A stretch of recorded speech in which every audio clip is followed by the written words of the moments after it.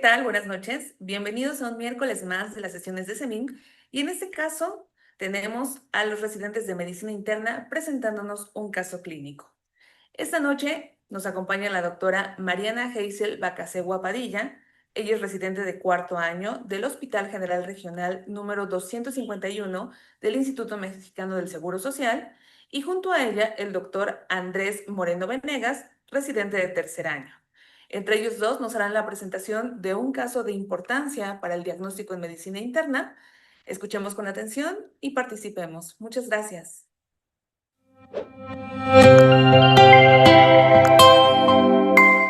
Hola, mi nombre es Eva y él es mi hermano Alex.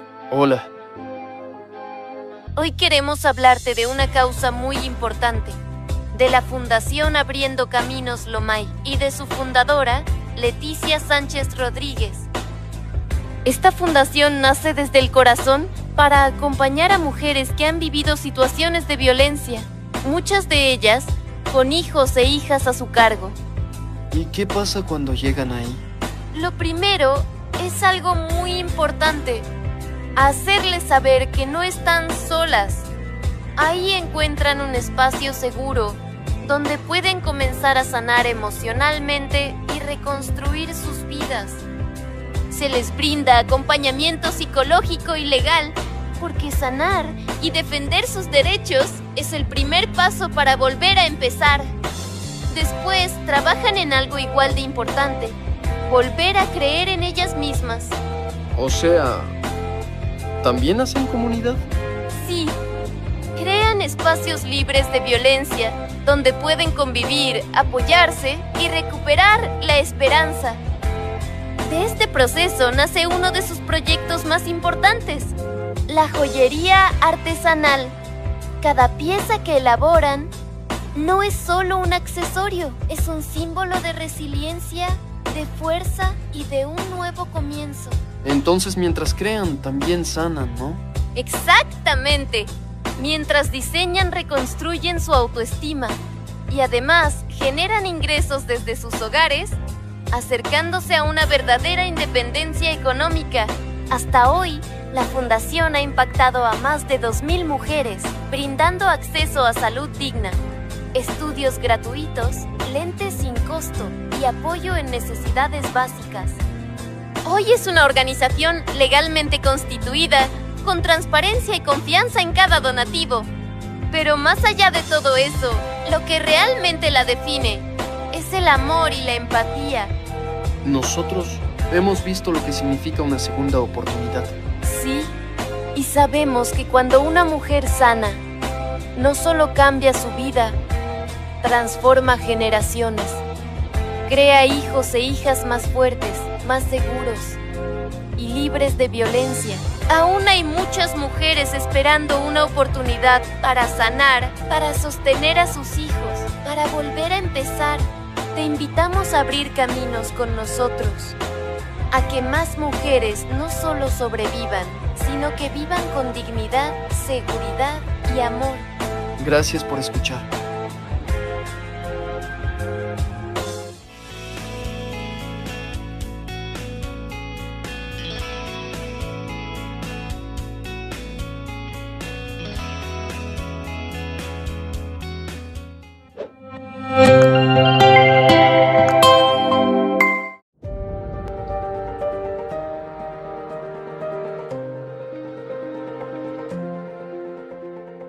Hola, buenas noches. Soy la doctora Mariana Bacasegua, residente de cuarto grado de Medicina Interna, y junto a mi compañero el doctor Andrés Moreno, residente de tercer grado, vamos a estar con ustedes el día de hoy dando la sesión de caso clínico correspondiente al mes de abril. Antes de iniciar, quiero dar las gracias a nuestros coordinadores del caso clínico, el doctor Daniel García Rivas y la doctora Daniela Itzel Martínez, por el apoyo durante el abordaje del mismo, así como al equipo del Colegio de Medicina Interna que nos está apoyando con la transmisión del caso clínico. Vamos a empezar. Muy bien, en este caso clínico tenemos una ficha de identificación. Es una paciente femenino de 55 años. Ella, como ocupación, trabaja en una panadería. Refiere que tiene una jornada laboral de hasta 10 horas al día. Destacar que pues la desempeña la mayor parte del tiempo está de pie.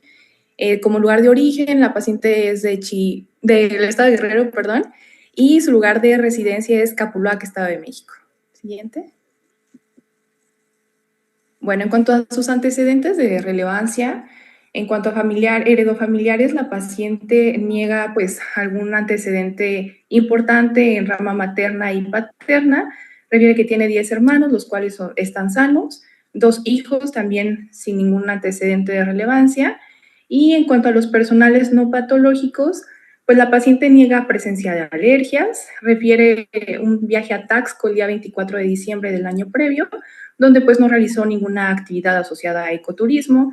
Ella vive en una casa rentada con todos los servicios, sin hacinamiento y no tiene ninguna mascota. Siguiente. Bueno, en cuanto a los antecedentes personales patológicos de la paciente, ella niega cursar con patologías crónicas, no ha tenido ningún evento quirúrgico, niega el uso de fármacos de manera crónica, niega cualquier tipo de toxicomanía y no ha cursado con ningún tipo de transfusión de hemoderivados. En cuanto a sus inmunizaciones, pues la paciente refiere que tenía todas las vacunas de la infancia completas y al menos de la etapa adulta refiere que sí cursó con vacunación para COVID. La última aplicación se llevó hace 3 años sin ninguna reacción reportada y no cursó con vacunación para influenza en el año pasado. De relevancia, ella tuvo una hospitalización el día 2 de enero en el servicio de urgencias, tuvo una estancia aproximada de 2 horas y en ella se dio el diagnóstico de artritis reumatoide. También refiere, en cuanto a infectocontagiosos, que tuvo un antecedente de varicela a los 36 años sin alguna complicación, no cursó con infección por COVID. Y en cuanto a antecedentes gineco-obstétricos, a resaltar, pues la paciente empezó con una menarca a los 14 años, tuvo 3 gestas, de las cuales una fue un aborto a los 26 años, esto secundario a un traumatismo que desencadenó una hemorragia obstétrica. Las otras 2 gestas se resolvieron por parto sin ninguna complicación y todavía refiere que cursaba con periodos menstruales, sin embargo ya con irregularidades del mismo, el último hace 2 meses, con un sangrado de hasta 15 días. Siguiente. Bueno, ¿cuál es el motivo de atención médica de la paciente? Ella inicia su cuadro clínico en diciembre, el día 6, presentando dolor en extremidades inferiores, distales, de carácter continuo y con una intensidad de 5 de 10 en escala de EVA, el cual se exacerbaba con la marcha y ante la bipedestación.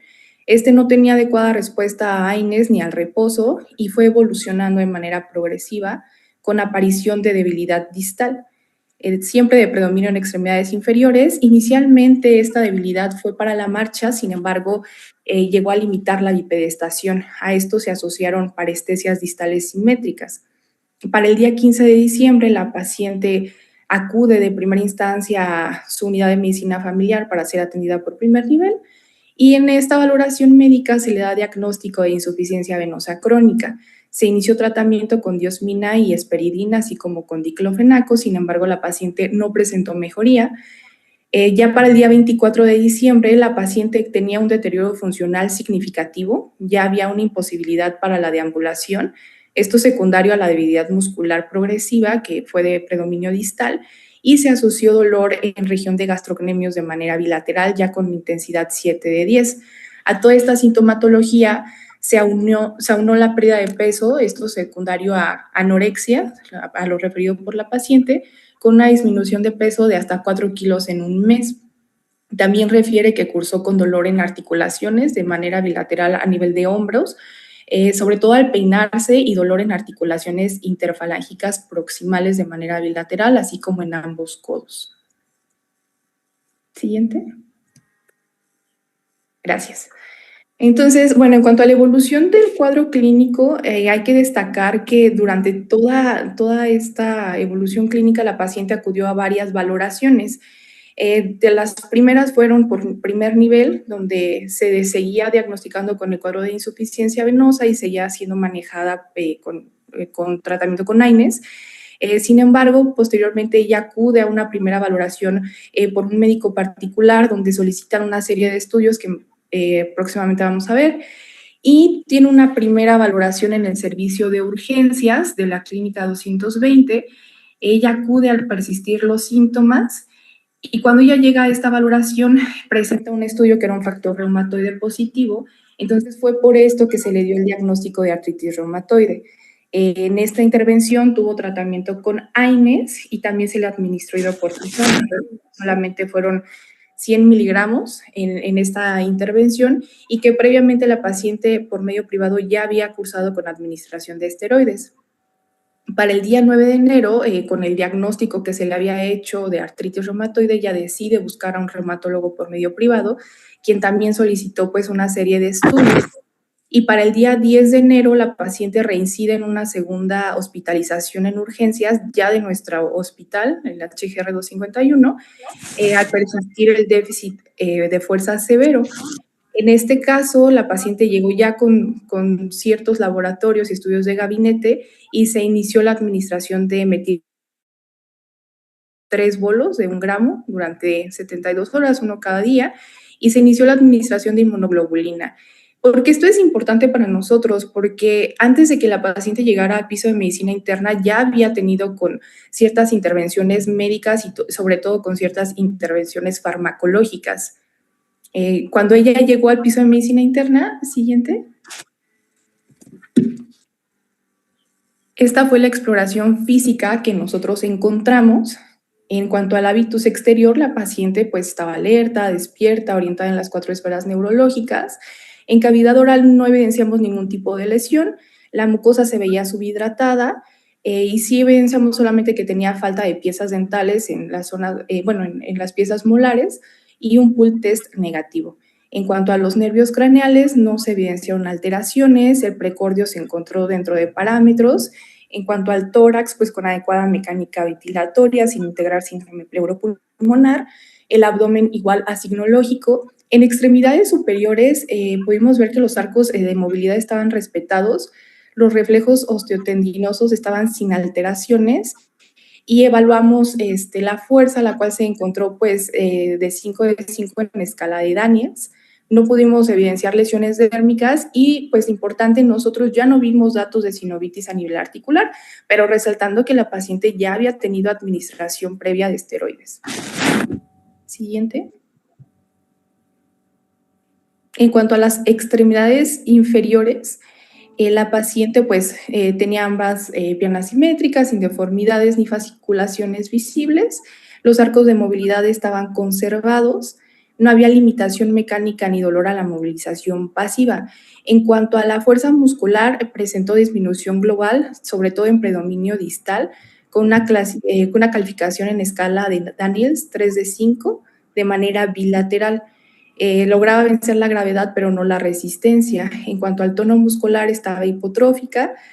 Los reflejos osteotendinosos los podemos catalogar como 2 de 4 cruces y no documentamos ningún reflejo patológico.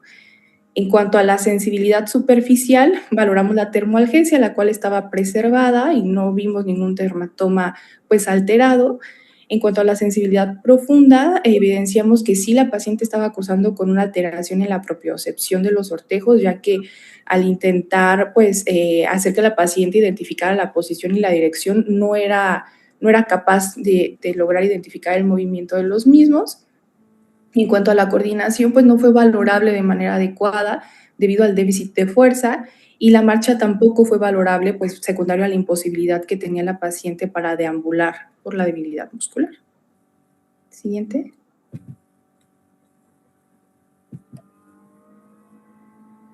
Bueno, estos fueron los laboratorios iniciales con los que la paciente llegó a piso de medicina interna. Como pueden ver, pues son previamente inclusive al ingreso de urgencias, donde tenemos del día 2 de enero un examen general de orina, el cual se encuentra sin ningún dato patológico.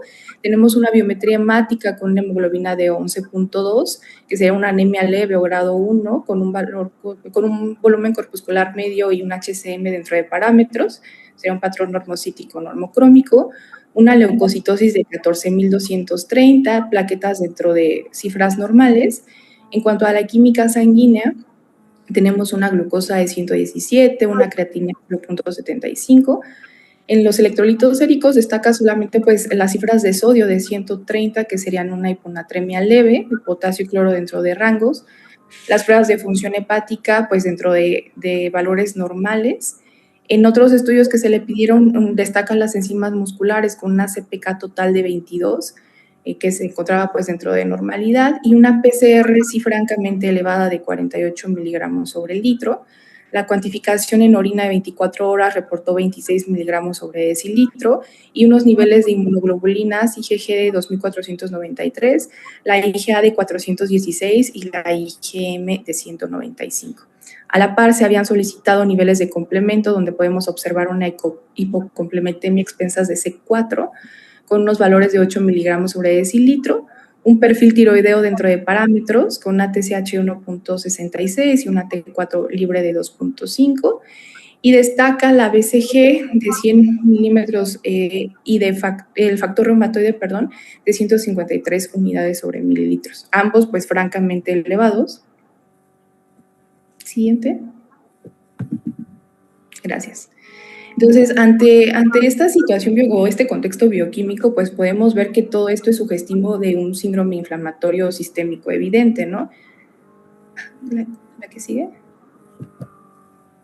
Entonces, pues estamos frente a una paciente que inició con debilidad muscular y con dolor, y esto nos hace dirigir de manera un poco más ordenada el algoritmo diagnóstico. Entonces, ante un cuadro de debilidad tenemos que empezar a buscar cuáles pueden ser las causas que pueden desencadenar esta clínica, ¿no? Desde las causas miopáticas, las neuropáticas, secundarias a trastornos metabólicos o de origen autoinmune, o de trastornos endocrinos. Entonces, en cuanto a miopáticas, pues podemos desde pedir las enzimas musculares, que en este caso, pues la paciente presentaba cifras normales, un estudio de electromiografía. En neuropáticas, a lo mejor en primera instancia, empezar con una punción lumbar o velocidades de neuroconducción. Para las metabólicas, niveles de vitamina, ácido fólico, hemoglobina glicada. En cuanto a autoinmunes, pues todos los anticuerpos o panel de miocitis también sería otra opción a solicitar. Y endocrinas, a descartar algo común que puede ser una alteración tiroidea, que en este caso ya se había descartado con el perfil previamente mencionado. Siguiente. Muy bien, este es el gabinete inicial con el que llegó la paciente. Es una electroneuromiografía que había sido solicitada por el área de reumatología cuando ella acudió a la valoración. Entonces, este estudio era compatible con una polirradiculoneuropatía desmielinizante inflamatoria severa, ya en etapa subaguda, y que tenía un compromiso mixto, tanto sensitivo como motor. Era predominante la lesión en miembros inferiores, sin embargo, destaca que también tuvo alteración a nivel del nervio axilar, del músculo cutáneo, de manera asimétrica, siendo el daño de predominio izquierdo. Entonces, ante estos hallazgos, también en este estudio se descartó que la paciente estuviera cursando con una miopatía inflamatoria. Y era un estudio propiamente consistente de un proceso de desmielinización inflamatorio proximal a nivel postganglionar. Siguiente. Muy bien, entonces estamos frente a un diagnóstico por gabinete de una polirradiculoneuropatía desmielinizante inflamatoria, la cual la podemos abordar dependiendo de la cronicidad de la misma. Se puede dividir en aguda, en crónica y pues de manera intermedia en subaguda. Esto secundaria, si es menor a 4 semanas, será aguda. La principal entidad que conocemos es el síndrome de Guillain-Barré. La crónica, en la cual hay diferentes variantes clínicas, pero destaca que es mayor a 8 semanas, y donde nosotros estamos, que es como esta zona gris o subaguda entre 4 y 8 semanas. Si recuerdan, la paciente inició con el cuadro clínico el 6 de diciembre y el estudio es del 10 de enero, más o menos habían pasado poco menos de 5 semanas. Entonces, en esta zona gris podría corresponder a 2 entidades, que podría ser un síndrome de Guillain-Barré atípico con una progresión más lenta, o una CIDP temprana o de inicio agudo. Como pueden ver en el recuadro de crónicas, pues la CIDP se divide en distintas variantes clínicas dependiendo del fenotipo, y la que mejor encaja con lo que presenta la paciente sería la CIDP de inicio agudo, esto porque es la única que es menor a 8 semanas, tiene un compromiso sensitivo motor, distal y proximal y de carácter simétrico. Siguiente. Muy bien, entonces tenemos ya un diagnóstico al que hay que abordar la etiología, como habíamos mencionado previamente, pero ya no es la debilidad a seca, sino que ya es una polirradiculoneuropatía. Entonces hay que abordar las causas más comunes.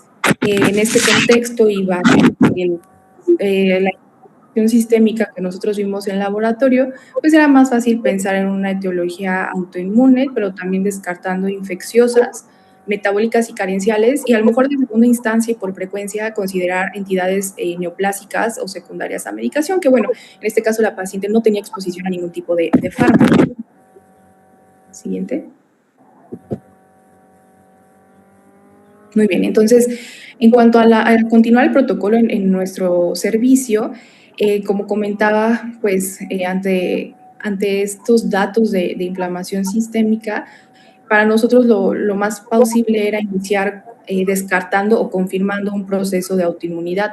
Sobre todo, pues la paciente presentó un factor reumatoide francamente positivo y la hipocomplementemia expensas de C4. Siguiente.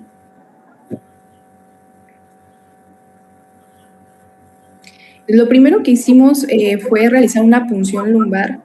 Esto, pues obedeciendo un poco las directrices de la Academia Mexicana de Neurología y de la Academia Americana, donde ante una sospecha de CIDP, pues una de las opciones a realizar, o porque se realiza la punción lumbar, es para verificar si la paciente cursa con una disociación albuminocitológica.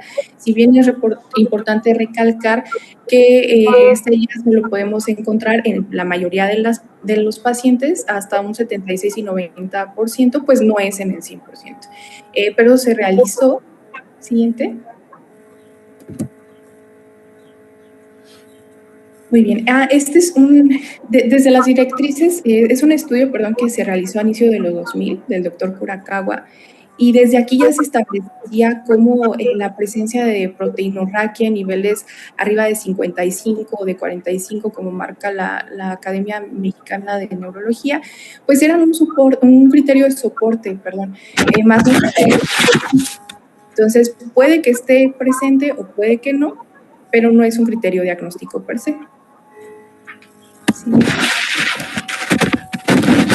Pues el resultado del estudio fue el siguiente. Como pueden ver, tenemos un líquido cefalorraquídeo de características pues incoloro, es cristalino, con una glucosa de 72, no se evidenciaron leucocitos ni eritrocitos, y el nivel de proteínas resultó en 22.7 miligramos sobre decilitro.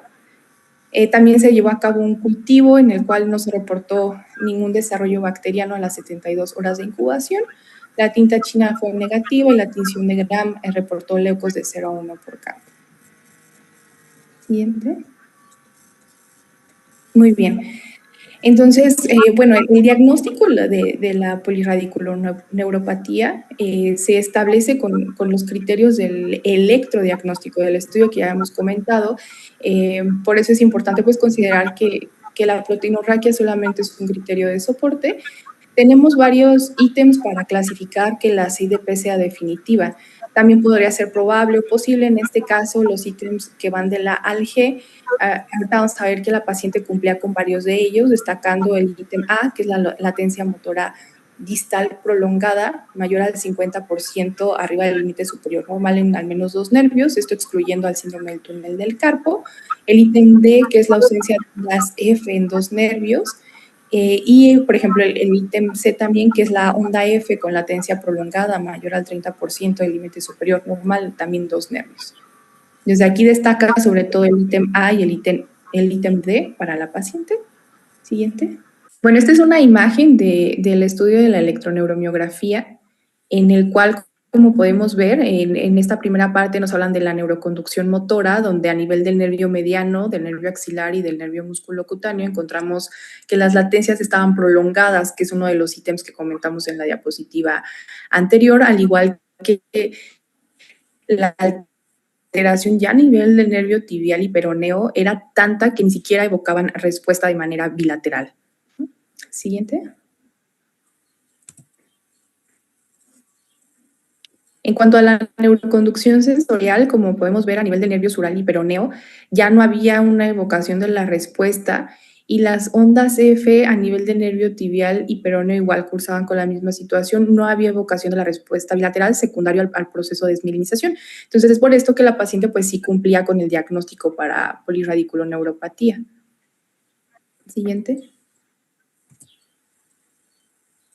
Bueno, este es un esquema para ejemplificar que el daño más agudo se encontraba en extremidades inferiores, donde la evocación a las respuestas, bueno, a la onda F ya no era posible, y en nervio mediano, el nervio cubital estaba respetado y en nervio mediano igual, las latencias estaban muy prolongadas. Entonces, estábamos ya seguros de que el diagnóstico era la polirradiculoneuropatía, pero pues la etiología subyacente estaba oculta.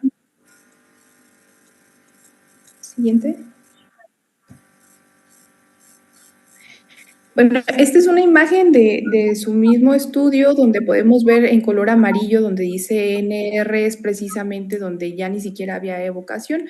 Es la alteración principal que habíamos mencionado a nivel peroneal y tibial, y en extremidades superiores a nivel del nervio mediano, sobre todo en extremidad superior izquierda. Siguiente. Y esta es la tabla de la electromiografía, de resalta que inclusive ya no se detectó actividad a nivel de gastrocnemios, que era donde la paciente refería muchísimo dolor. Entonces, tanto los gastrocnemios lateral medial y el tibial anterior resultaron mayormente comprometidos en la miografía. Siguiente. Y bueno, hasta este punto, entonces, pues nos estamos enfrentando ante una paciente que había presentado debilidad en su ingreso, que tuvo que necesitar un abordaje multidisciplinario y que de manera sistemática se fueron descartando algunas de las causas más comunes, inclusive cuando ya se conocía el defecto a nivel nervioso o nivel de la conducción. Y estamos ante la pregunta de, ¿era necesaria tal vez una biopsia de nervio o podíamos prescindir de ella? Entonces, dentro de la Academia Mexicana de Neurología encontramos este apartado en el que, si nos podemos un poquito minuciosos, da la señal de que únicamente cuando los resultados de las pruebas restantes resultan inconclusos, pues podríamos acudir ante una biopsia de nervio. Nuestro caso no era ese. De hecho, vamos a ir abordando cómo nuestra paciente sí tenía varios ítems positivos y que no eran los necesarios para cumplir con una biopsia de nervio.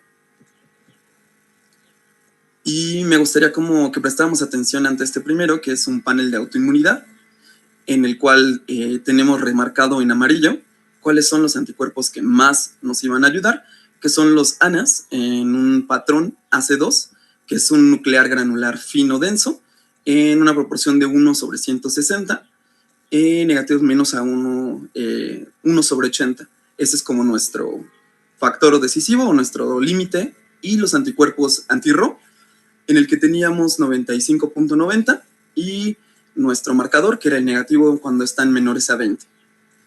Y del otro lado, bueno, recalcar que el resto de los anticuerpos no teníamos algo más destacable. En inmunología, allá habíamos mencionado que teníamos el complemento, en donde está la fracción 3 del complemento con 0.830. Nuestro valor de referencia va de 0.9 a 1.8. Y la fracción 4 del complemento, en donde tuvimos 0.207, con valores de referencia entre 0.1 y 0.4. Agregado a esto, otros estudios especiales con las inmunoglobulinas, los anticuerpos anti-beta 2 glicoproteína 1, IgG de 18.5, y en el IgM 4.4. También el factor reumatoide sobre 30.73, con un valor de referencia menor a 14. ¿Qué es lo destacable y qué es lo que tendríamos que llevarnos de esta parte? Es los dos que tuvimos positivos, que son los anticuerpos antinucleares y los anticuerpos anti-Ro. Del lado de los ANAS vemos dos flechitas, una que nos especifica que tiene alta sensibilidad, pero hay un sesgo que está muy marcado por ser operador dependiente. En específico, el reporte del paciente, que nos da un patrón nuclear granular fino, denso, es de los únicos patrones específicos en los que podemos llegar a tener títulos altos en personas completamente sanas. Entonces, la nota metodológica que yo dejé abajo es que a pesar de ser medidos por inmunofluorescencia indirecta, son altamente dependientes de la interpretación visual humana. Entonces, podrían llegar a ser positivos en alguna otra persona que los evaluara o inclusive conforme a la evolución del tiempo. Contralateral, tenemos a los anticuerpos anti-Ro, en los que sí tenemos una alta especificidad. En el paciente eran positivos altos y son medidos por ELISA, son independientes del operador y parecen patognomónicos claves para el daño sistémico. Como marcadores de actividad adicional, ya habíamos mencionado el factor reumatoide, que también se encontraba elevado, y el consumo del complemento. En cuanto a la parte metabólica y carencial, mencionamos la vitamina B12, únicamente por encima de los valores rango en 1329, y del panel viral en el que no tuvimos alguno reactivo, al igual que en el perfil tiroideo.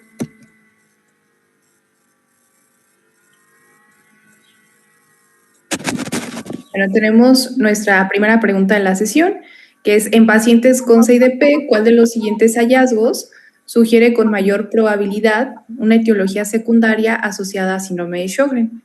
Las opciones son: A, respuesta favorable a inmunoglobulina intravenosa; opción B, presencia de anticuerpos anti-RO; opción C, debilidad proximal simétrica de predominio motor; y opción D, disociación albuminocitológica en líquido cefalorraquídeo. Vamos a dar 30 segundos para que respondan.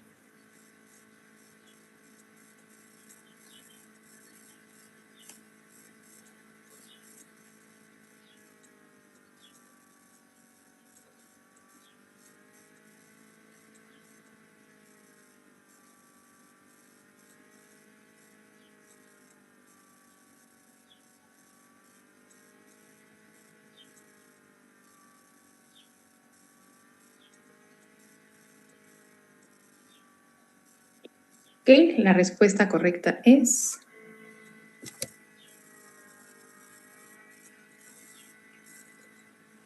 Ok, la respuesta, la B, presencia de anticuerpos anti-RO. Es como explicaba mi compañero, pues en este caso, en este panel de autoinmunidad, ya dejó claro que pues los anticuerpos anti-ANA, nuclear granular fino, pues pueden inclusive estar en pacientes sanos. Y ahora siguiendo, nos encontramos ante un panel de autoinmunidad en el que ya habíamos remarcado aquellos que nos interesaban, pero también un síntoma agregado que fue una sensación de picazón en el ojo que la paciente llevaba refiriendo desde noviembre del 2025. Si recuerdan, al momento de la exploración física, cuando ingresa la paciente al piso de medicina interna, no refiere ningún otro síntoma de resequedad. A pesar de ser interrogada, no refirió algún otro dato, pero era un foco rojo que alarmaba esa sensación de picazón. Se solicitó el apoyo por el servicio de oftalmología para una realización en el test de Schimmer. Eso fue realizado el día 22 de enero, con un resultado positivo, siendo de 3 milímetros en 5 minutos. Acompañado a esto y con la sospecha sobre el mismo hilo, encontramos una biopsia de glándulas salivales que se le realizó a la paciente el día 25 de enero, en el cual destacamos en amarillo la parte resaltante, que es que en el estroma, entre los globulillos, se identificaron focos, 4 en específico, de inflamación crónica, y cada uno de ellos compuesto por alrededor de 50 células. Cabe destacar que tenían linfocitos pequeños de aspecto maduro, o sea, infiltrados, y que la inflamación era con predominio linfocitario de maduro, localizado en el tejido del estroma.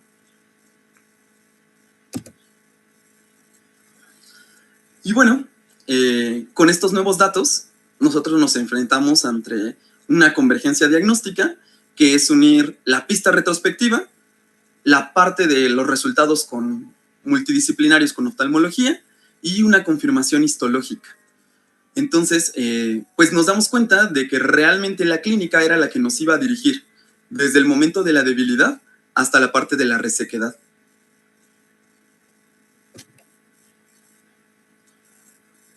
La segunda pregunta es: según los criterios de clasificación de la EULAR, para síndrome de Sjögren primario, ¿cuál de los siguientes elementos tiene mayor puntaje o peso diagnóstico?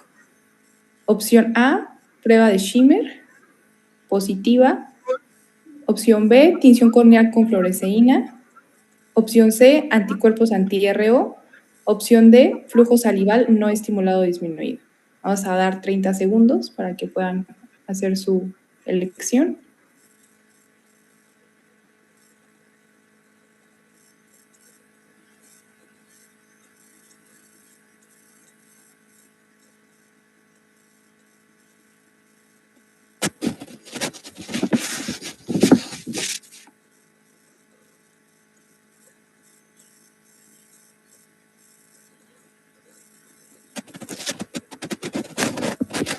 Muy bien.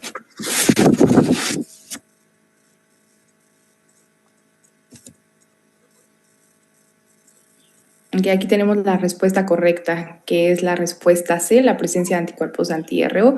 Como vamos a ver en la siguiente diapositiva, el diagnóstico de síndrome de Sjögren hace, bajo criterios de clasificación.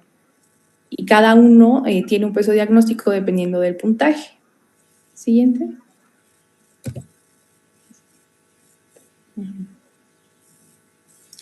Y en cuanto a criterios diagnósticos del síndrome de Sjögren, tenemos esta tabla del 2017 de la CREULAR, en la cual destacamos cuáles son los criterios necesarios y desde qué momento podemos llegar a considerar que alguien es positivo o que no cumple con estos criterios de clasificación. Se requieren igual o mayor a 4 puntos, acompañado de síntomas de resequedad ocular u oral y ausencia de criterios de exclusión.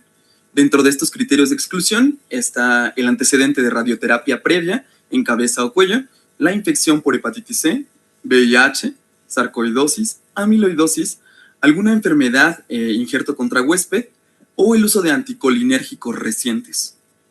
En nuestra paciente señalamos a través de una estrella y subrayándolo cuáles eran los puntos positivos que ella tenía, alcanzando un total de 7 puntos, siendo totalmente compatible.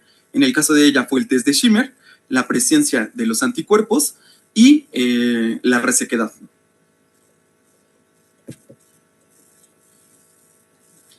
Como pregunta número 3, tenemos ¿cuál es el objetivo terapéutico principal de usar ciclofosfamida en este caso clínico? Como opción A tenemos reducir la inflamación ocular y oral. Opción B, inducir la remisión de la neuropatía grave. Opción C, tratar la infección viral subyacente. Opción D, disminuir la producción de anticuerpos anti-RO. Y vamos a dar igual 30 segundos.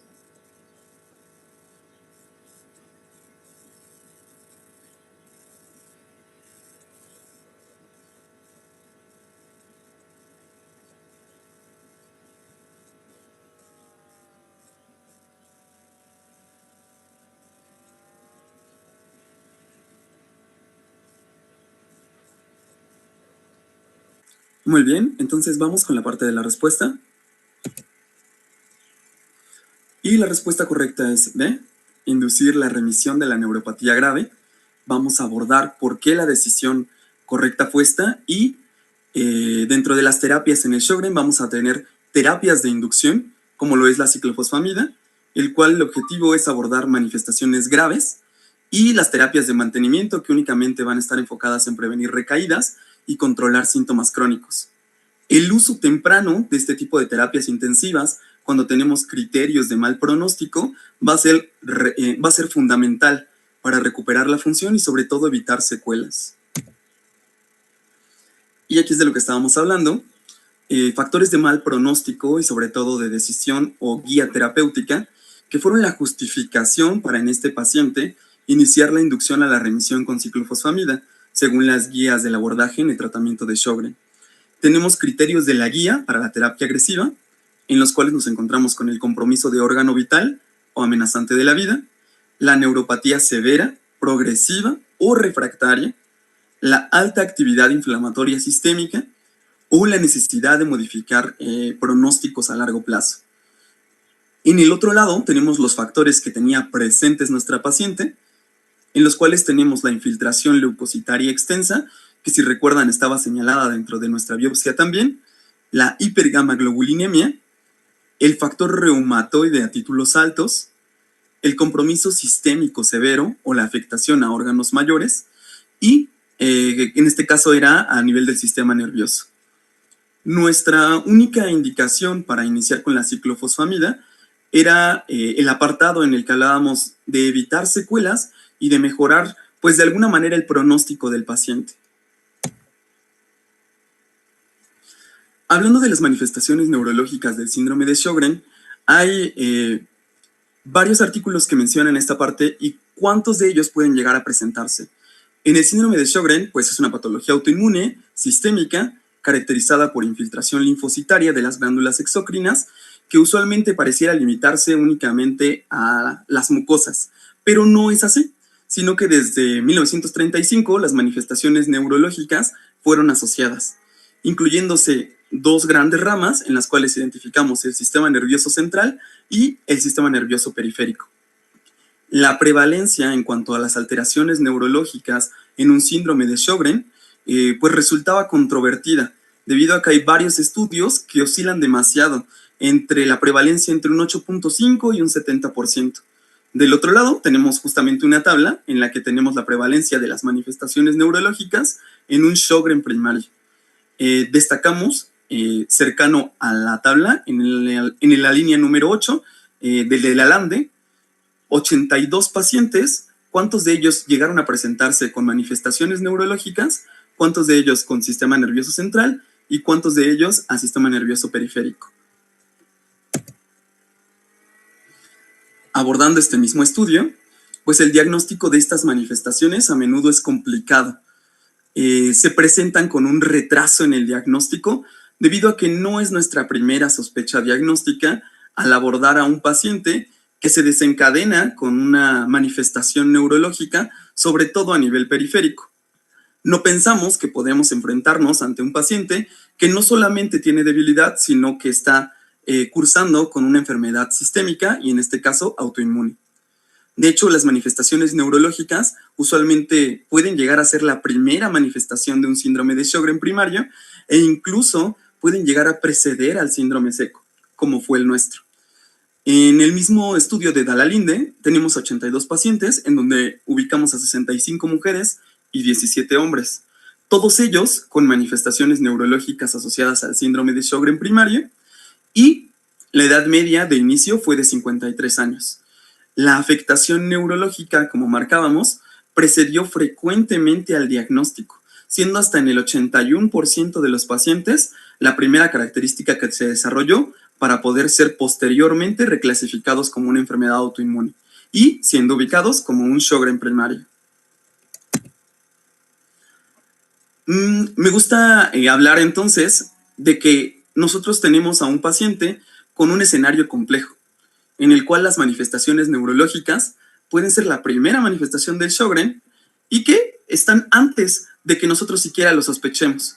Vemos en la misma tablita la polineuropatía, abordando casi 19 de todos estos pacientes.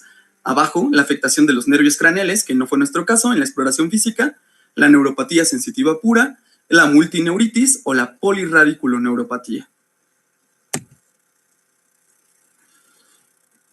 Y ahora tenemos esta parte del tratamiento. Ya conocemos a nuestro paciente, tuvo un abordaje sistemático, tuvo varios giros de trama y teníamos que empezar el tratamiento específico.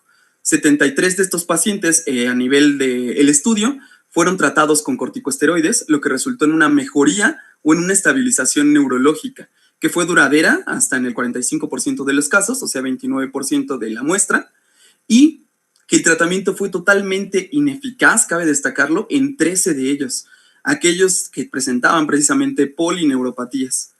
34 de los pacientes recibieron una terapia inmunosupresora que incluyó ciclofosfamida, que veíamos que nuestros abordajes o nuestros criterios eran que tuviera un compromiso de algún sistema.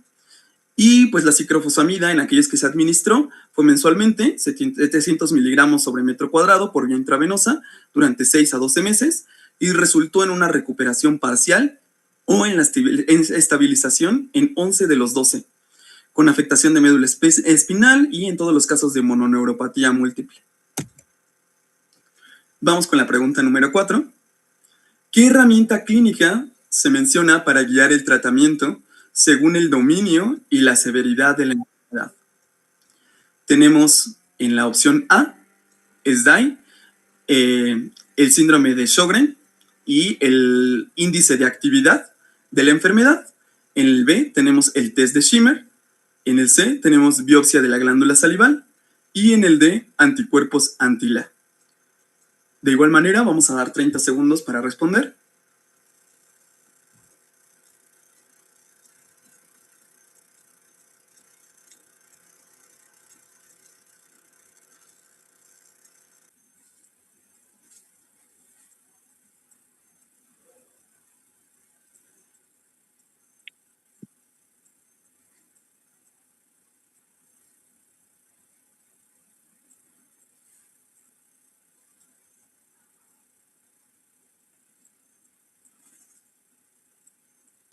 Y vamos con la respuesta.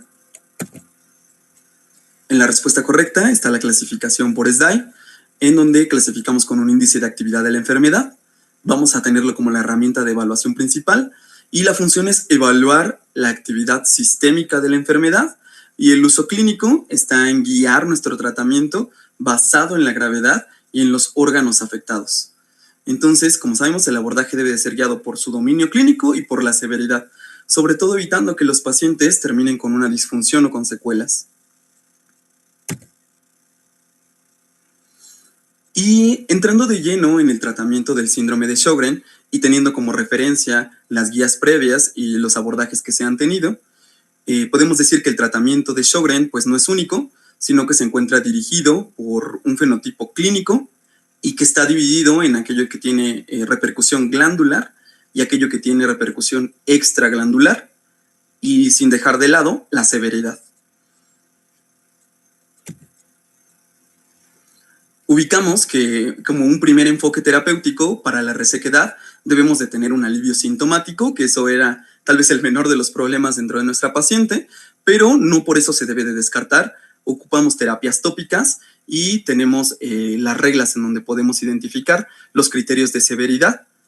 Tenemos un punto de corte sobre 33, en donde deberíamos de agregar como criterio de severidad, y vamos a bajar hacia el paso número 2 en ese flujograma, en donde tenemos aquellos que son necesarios que presenten o que tengan un acompañamiento inclusive de lágrimas artificiales y la aplicación tópica inclusive de glucocorticoides.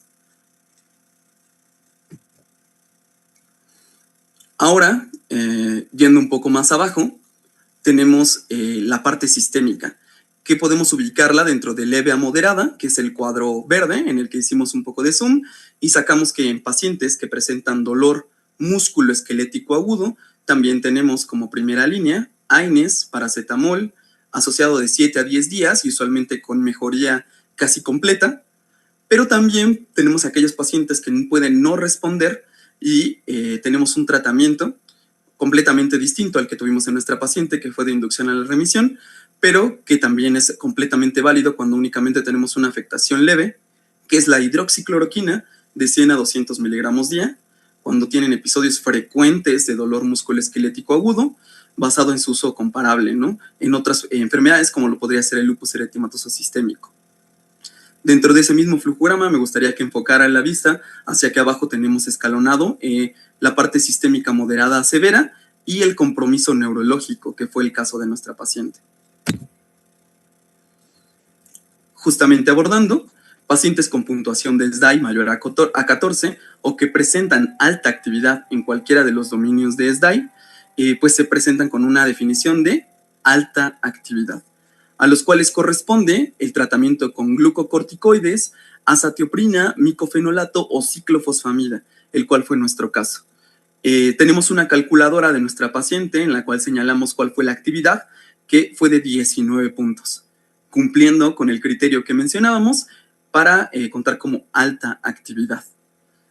Y ante esto entonces nos preguntamos, nos estamos presentando ante un Sjögren o un neuro-Sjögren, ¿no? Es una parte esencial o un punto fijo en el que tenemos que enfocar la mirada, porque vamos a ver que el tratamiento, muy similar a solamente una polirradiculoneuropatía, pero obviamente dentro de su misma guía del Sjögren y de la afectación neurológica, en el apartado periférico tenemos a la inmunoglobulina, que puede ser intravenosa, de 0.4 a 2 gramos kilogramo durante 5 días.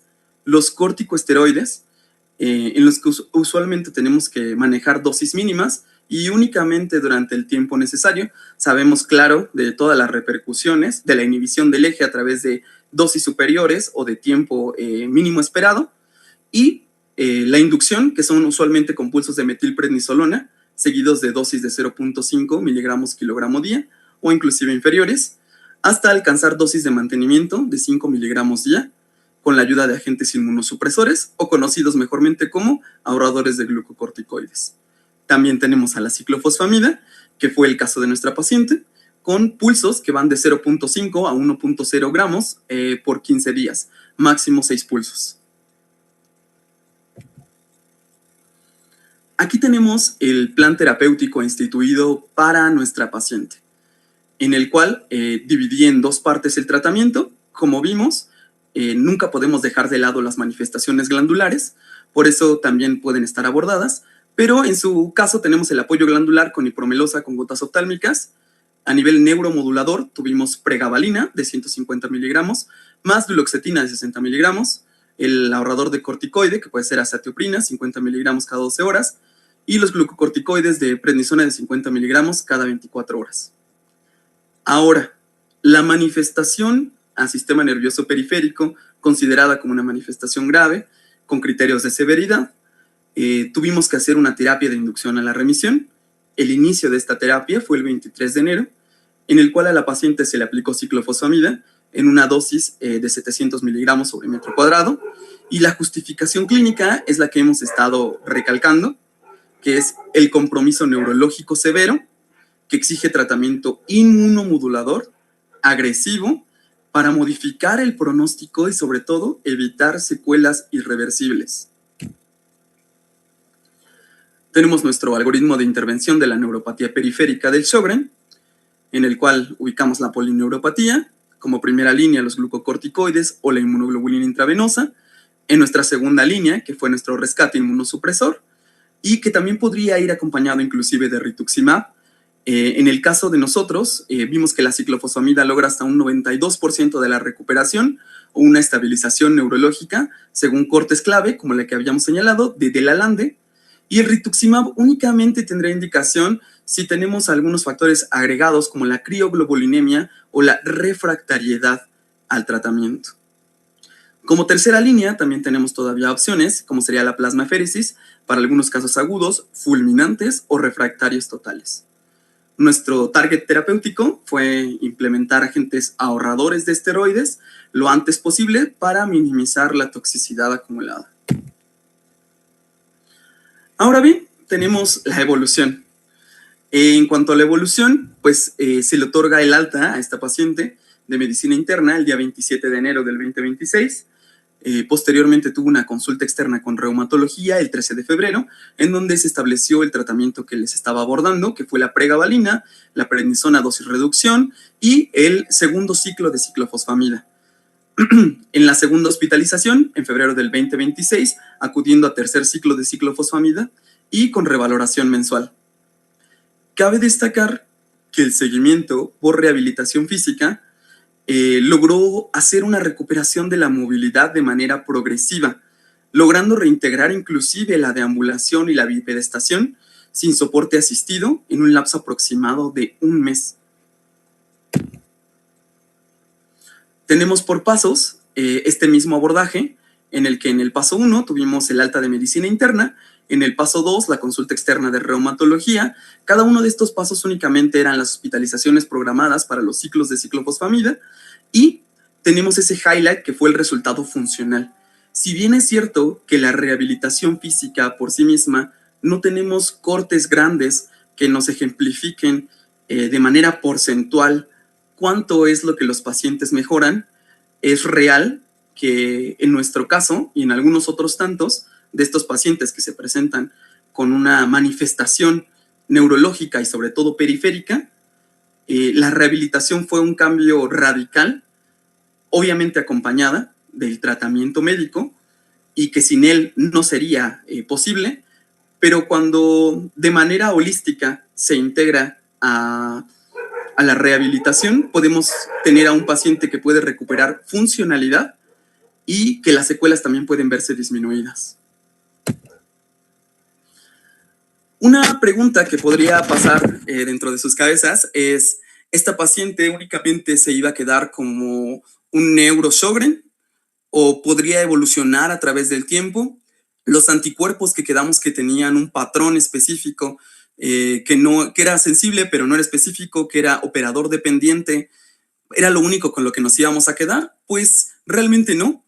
Por eso me gustó esta diapositiva, para ejemplificar que hay un horizonte evolutivo en el que tenemos en la primera línea un neurosjogren estable, en el que probablemente no tengamos una reclasificación, y una variante o una rama en la que tenemos banderas rojas que nos orientarían a reclasificar a este síndrome de Sjögren primario con afectación neurológica como un lupus eritematoso sistémico con un Sjögren secundario. ¿Y cuáles serían estas banderas rojas? Sobre todo la serología, que puede llegar a ser dinámica, el desarrollo de anticuerpos antidoble cadena, DNA antidoble cadena, de novo o títulos rápidamente crecientes de ANA con algún otro patrón que no fuera el precedente. También tenemos la hipocomplementemia persistente, o sea, niveles crónicamente bajos de C4, a pesar del tratamiento, que pueden sugerir una transición inclusive a una transición lúpica. Del otro lado también, manifestaciones sistémicas de nuevo inicio, considerando claramente las manifestaciones más usuales del lupus, en las que puede presentarse artritis severa, nefritis, por eso el seguimiento cercano para identificar proteinuria, para identificar dolor articular, con laboratoriales para, obviamente, estar recalcando las citopenias. Y entonces, sus preguntas acerca de si que podría ser o no pudiera ser únicamente un neurosjogren o un lupus o un neurolupus, van a depender de la evolución del paciente y de estas banderas rojas. Es por eso que es tan importante el seguimiento y nunca descuidar este tipo de factores. Y bueno, como última diapositiva, nos gustó dejar una frase. Este caso nos recuerda que detrás de cada diagnóstico no únicamente existen mecanismos inmunológicos complejos, sino una persona cuya calidad de vida depende de nuestra capacidad de reconocer a tiempo, integrar el conocimiento y actuar con sensibilidad y precisión clínica. Muchísimas gracias por su atención y eso sería todo de nuestra parte.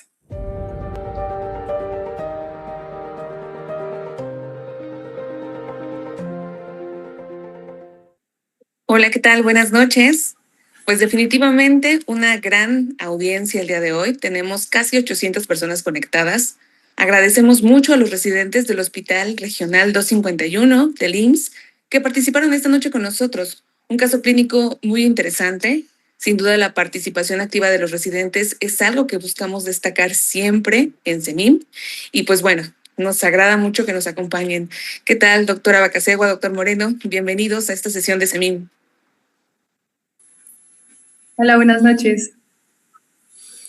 Hola, buenas noches. Muchísimas gracias por la invitación. Cuéntenos, ¿qué tal fue su experiencia de participar en esta presentación del caso clínico? Pues estamos muy agradecidos de que nos hayan considerado para la participación. Siempre es bueno estar delante de una audiencia y sobre todo como pues compartir estos casos que a lo mejor no son tan comunes y que siempre pueden ampliar precisamente estas situaciones académicas y en pro de siempre de nuestros pacientes. Estamos muy agradecidos, muy contentos. Gracias, doctora. No, al contrario, la verdad es que para nosotros siempre es importante contar con la participación de los residentes. Finalmente, ustedes son los futuros internistas, los futuros miembros de este colegio, y pues el que ustedes tengan una participación activa también es el reflejo del trabajo de sus adscritos, ¿no? El que haya un médico detrás que los motive no solo a realizar el protocolo que hicieron, un caso bastante interesante, clásico de la medicina interna, sino además también a mostrar lo que se hace en sus sedes, que vean que pues en realidad están aprendiendo, lo están aplicando y que puedan compartirlo con los demás. Vamos a esperar a ver qué preguntas tiene nuestro auditorio. Seguramente habrá por ahí algunas dudas. El abordaje es bastante interesante. La verdad es que la presentación fue bastante completa. ¿Qué aprendizaje les dejó este caso a ustedes?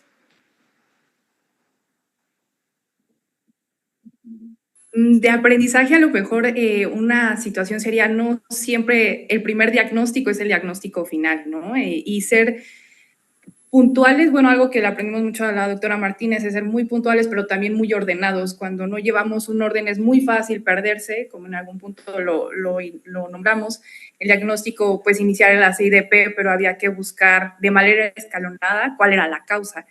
Yo creo que es un muy buen caso para ejemplificar esta situación. Y digamos, otro ejemplo a mencionar durante el abordaje es que a veces los pacientes no llegan, como dice el libro, ¿no? En este caso, ya muchas intervenciones que habían pasado, la clínica, nos hubiera gustado a lo mejor verla de manera más como empezó la paciente, ¿no? Que había sido muy florida, ya había llegado pues con ciertas intervenciones farmacológicas que hicieron que el cuadro clínico pues fuera un poquito más de rebuscar, pero es parte pues de los abordajes de medicina interna. Correcto, muchas gracias, doctora. Y doctor Moreno, aquí nos hacen una pregunta. ¿Qué parámetro puede tomarse en estos pacientes para decidir el tiempo de uso de pregabalina o de duloxetina? Pues dentro de esta parte del tratamiento que pudiera llegar a modificar el dolor, sobre todo de tipo neuropático, no va a depender únicamente de la pregabalina. De hecho, si vieron, el tratamiento estaba establecido a base de esteroide. Mucha buena parte fue el tratamiento de inducción a la remisión con la ciclofosfamida. Y si bien es cierto que una temporalidad esperada sería decir, las guías nos dictan 1 o 2 meses, también va mucho de la mano con la rehabilitación. En el caso de esta paciente, el recuperar movilidad, el recuperar función, le otorgó una menor necesidad de tratamientos analgésicos. Entonces yo diría que sería muy guiado de la mano con el seguimiento del paciente y con la recuperación. Correcto. Muchísimas gracias, doctor. Y para usted, ¿cuál fue la enseñanza o el objetivo principal de presentar este caso? Me gusta mucho el abordaje sistemático. Creo que justamente como lo decía la doctora Hassel, el que uno se pueda perder en diagnósticos tan vastos como lo hay en la medicina interna, pues es fácil, es sencillo el llegar a perderse, pero cuando uno se enfoca en descartar lentamente, es mucho más simple el identificar ciertos focos rojos que nos pueden orientar y al final dar un diagnóstico certero. Correcto. Es bueno ver cómo ambos coinciden en el hecho de lo sistematizado del diagnóstico, ¿no? Creo que algo que es muy característico del internista es el orden que llevamos para poder llegar justamente al diagnóstico y además hacerlo en una evaluación completa del paciente. Aquí tenemos otra pregunta también. Es la respuesta terapéutica al tratamiento de Sjögren en un plazo mayor a 6 meses. Aquí, bueno, lo que nos preguntan es ¿por qué con frecuencia la respuesta puede llegar a ser limitada? Por ejemplo, en este caso que hablamos de una alteración en sistema nervioso periférico, también hay que tomar muy en cuenta si hay daño axonal o no.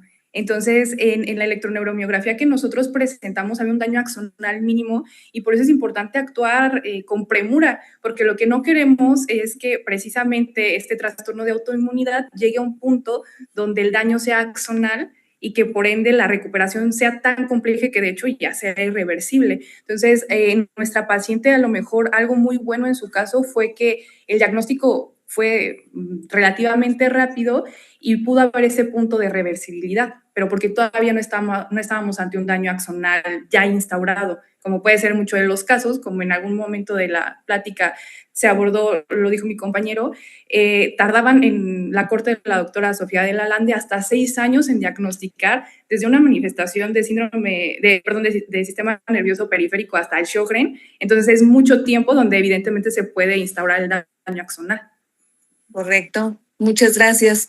Y también existe la duda de cuál sería entonces la información o a lo mejor los datos pivote que los harían sospechar de esta enfermedad para poder hacer todo el protocolo de estudio.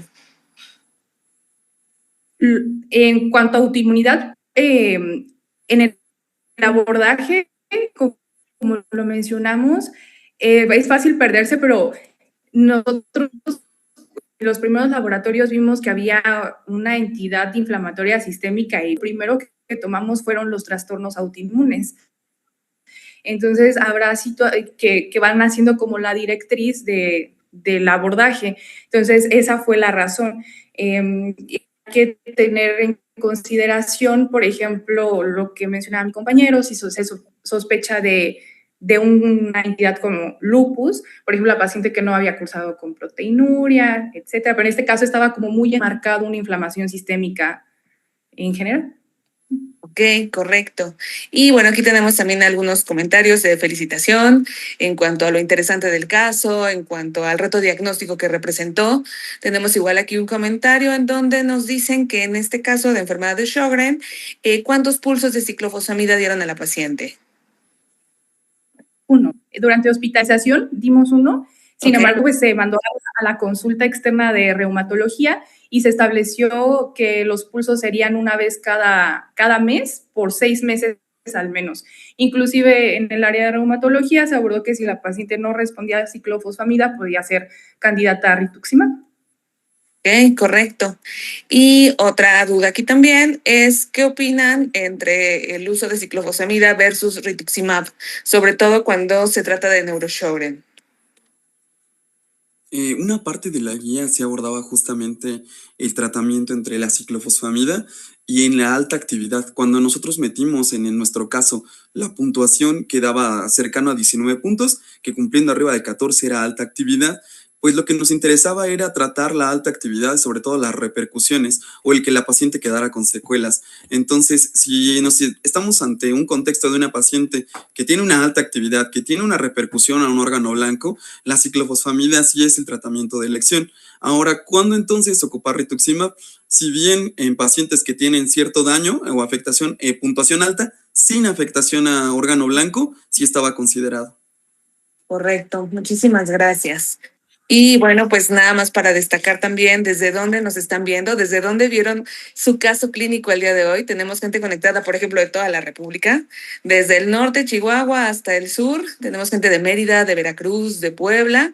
Ya así vemos lo internacional. También tenemos colegas conectados desde Perú, Bolivia, Guatemala, El Salvador.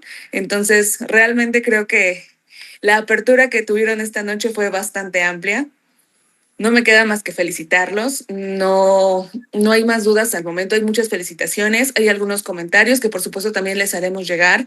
No solamente nos ven internistas, nos ven otros especialistas. Este caso llama mucho la atención incluso para los reumatólogos. Entonces yo creo que la presentación se puede ampliar a otros foros. Los invitamos a que nos acompañen también en Puerto Vallarta. Justamente en Puerto Vallarta, en julio, tendremos ahí nuestros retos diagnósticos, otro gran foro para que los residentes puedan presentar sus casos, así como lo hicieron esta noche el doctor Moreno, la doctora Bacasegua. Es finalmente la manera en la que SEMIN busca que el residente demuestre lo que aprende, que se vea lo que se hace en las sedes de medicina interna de nuestro país y pues que realmente se note, se refleje el trabajo que los internistas día a día hacen en cuanto a la enseñanza. Chicos, no sé si quieran agregar algo más, si tengan algún comentario. Les queremos dar gracias por habernos... Las gracias únicamente.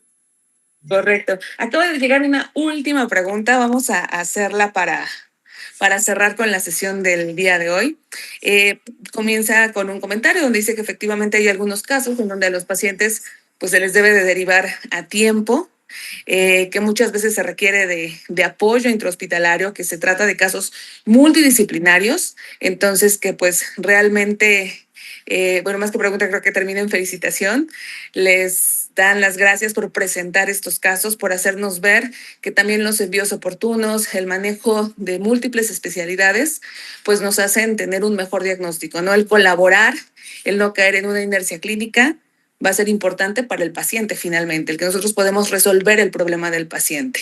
Y pues bueno, les digo, termina más bien en un comentario, en una felicitación más. Doctores, muchísimas gracias. Una felicitación también a su sede, a los médicos que los apoyaron. Gracias por participar con SEMIN. Gracias a todos los que se conectaron y nos estamos viendo el próximo miércoles.